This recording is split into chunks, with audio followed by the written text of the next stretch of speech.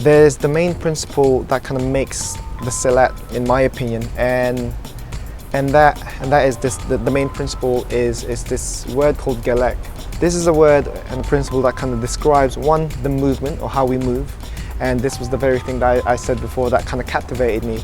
Wow, that's incredible. That looks great. It was when we say galak, is the movement, which is it moves in a very spiral way of moving. And when I first saw that, it's wow, I haven't seen anything like this before. It's almost like the soul of the art, you know. Without it, then for me, I don't feel there is no Silat, you know.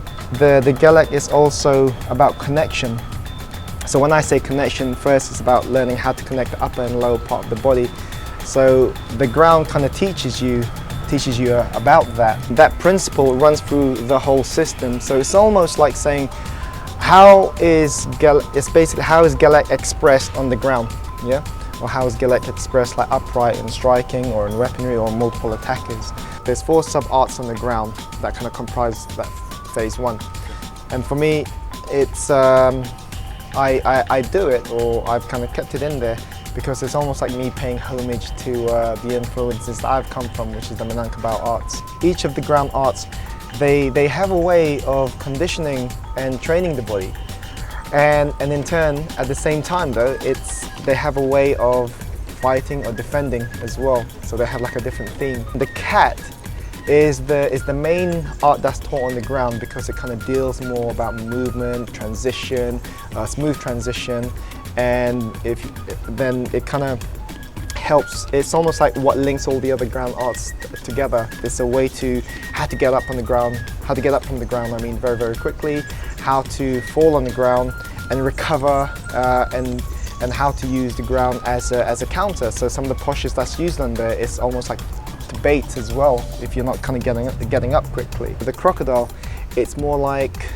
it's almost like grappling, where you're kind of bringing someone to the ground and you're looking to smother, suffocate, crush your opponent. And then the turtle, it's not a long system, and it's basically, you're working more the abdominals, but then in turn, in terms of self-defense, it's basically the last resort being on the ground and how to defend from there, but not to stay from there, you know. So it's just a way, it's just like a recovery, do what you need to do, but then having to get up straight away. The tiger, where in terms of the conditioning, it's almost like it's basically the art that kind of propels your conditioning. So there's a lot of upper body strength that's needed to it. There's a lot of jumping and crashing onto the ground, but you kind of need the other 3 in a sense to kind of as a base fitness before you do it, or else you'll injure yourself. In terms of like the fighting, it's considered one of those where you're looking to finish your opponent as quickly as possible at any means. So there's a lot of grabbing,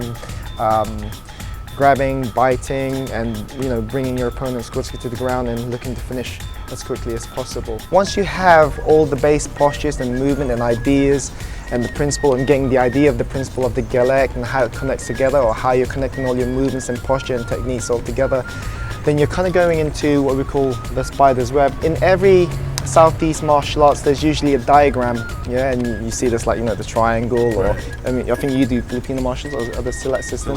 Yeah, and you have sometimes the diagrams on the ground. So it's very common in a lot of Southeast Asian, you have your diagrams.